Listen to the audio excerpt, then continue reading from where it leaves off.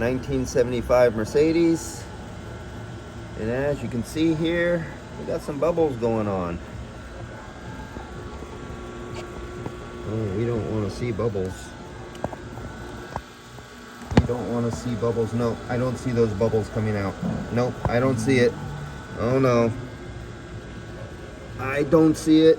We don't want to. And why don't we want to see those bubbles? I'm going to show you why we don't want to see those. I've never seen this. Has anybody of you guys who specialize in Mercedes, has anybody seen a hose crimped to the condenser? See, there's the condenser. There's a line coming out of the condenser. There's no fitting. The hose is literally part of the condenser.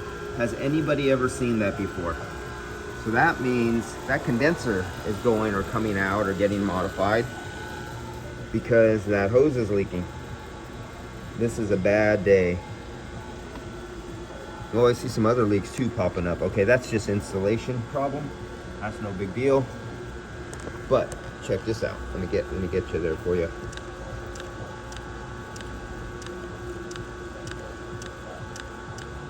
There we go.